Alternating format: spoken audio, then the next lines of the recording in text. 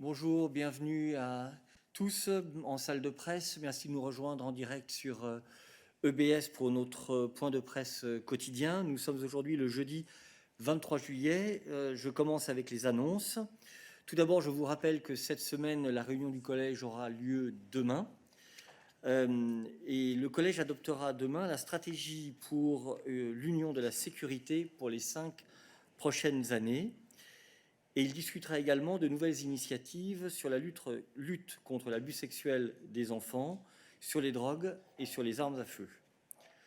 Le vice-président Margaritis Schinas et la commissaire Ylva Johansson seront en salle de presse à l'issue de la réunion du collège pour vous présenter ces initiatives et répondre à vos questions.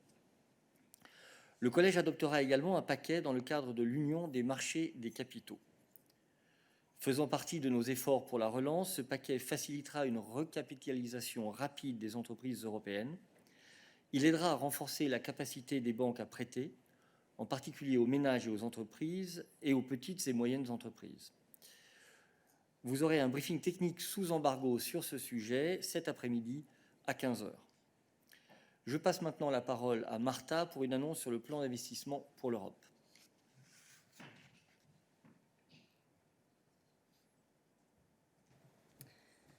Good afternoon. The European Fund for Strategic Investments is backing a financing agreement which will support small and medium-sized businesses in Austria that have been affected by the coronavirus pandemic. The European Investment Fund and UniCredit Bank Austria are increasing their existing guarantee agreement that was signed in 2019, bringing its total available amount to 500 million euros.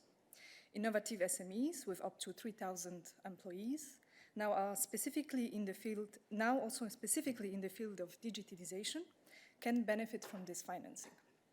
And let me recall that as of June 2020, the investment plan has supported more than 1.4 million SMEs and startups throughout Europe. And of course, as always, you will find more information on this deal on our website. Thank you. Thank you very much, Marta. I now call Johannes, who is online, for an announcement on new European Innovation Council support to small businesses and startups.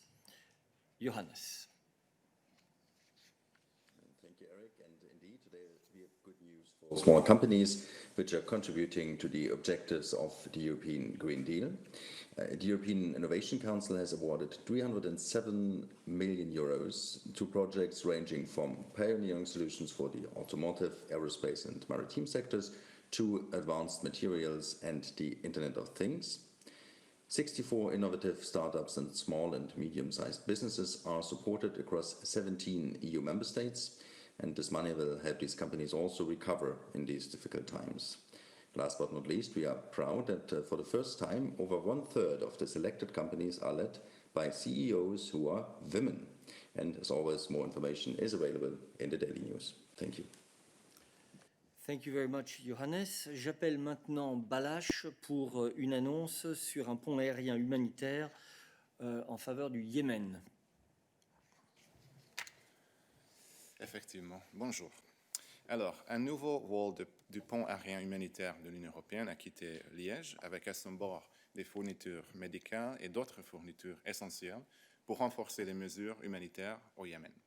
Au total, plus de 220 tonnes de fournitures essentielles seront apportées aux groupes les plus vulnérables de la population yéménite, et ce, grâce notamment aux efforts de collaboration de la Suède et de l'Union européenne.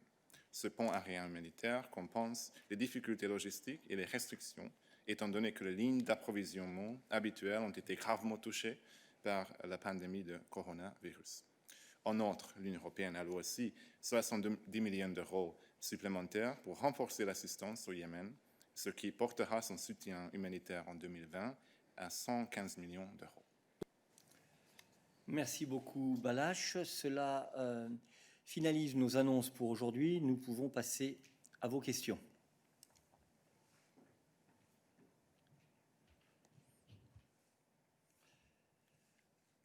Je ne vois pas de questions pour nous aujourd'hui, donc je vous... Ah, d'accord, c'était un peu rapide.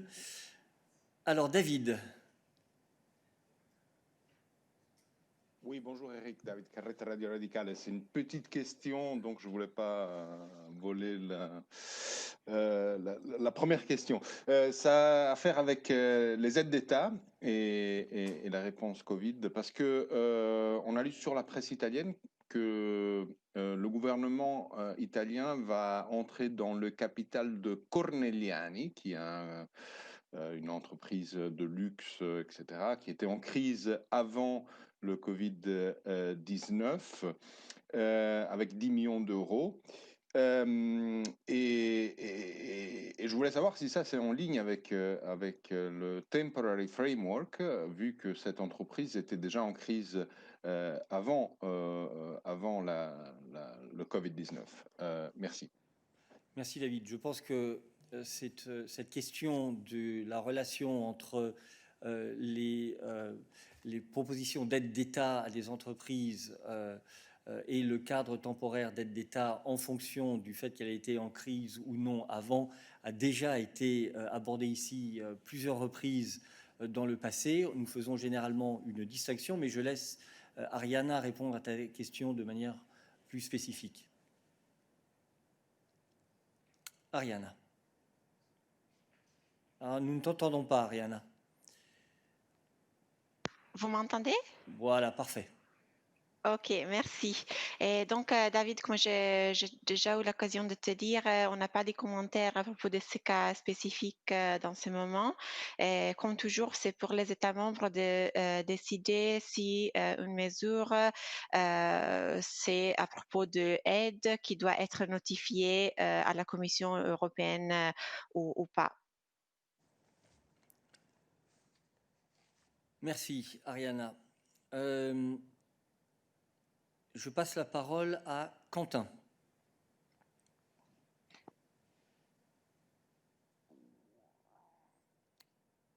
Quentin, tu as la parole.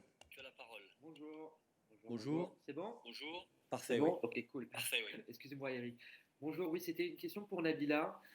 J'aurais voulu savoir si la Commission européenne avait une réaction par rapport à la mort suspecte du citoyen italien qui travaillait pour l'ONU, Mario Pacciola, en Colombie la semaine dernière. J'ai pas vu de réaction à ce sujet-là. Donc, ce serait pour savoir si la Commission avait regardé ce sujet. Merci. Merci, Nabila. Bonjour Quentin, merci pour ta question. Nous avons vu les rapports sur le décès tragique de Mario Pacciola, un jeune Européen travaillant pour les Nations Unies en Colombie. Nous adressons nos condoléances à la famille et aux proches de Monsieur Pacciola dans ce moment difficile.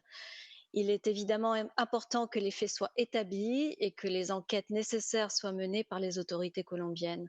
L'Union européenne et bien sûr suit de près la situation avec les Nations Unies en Colombie.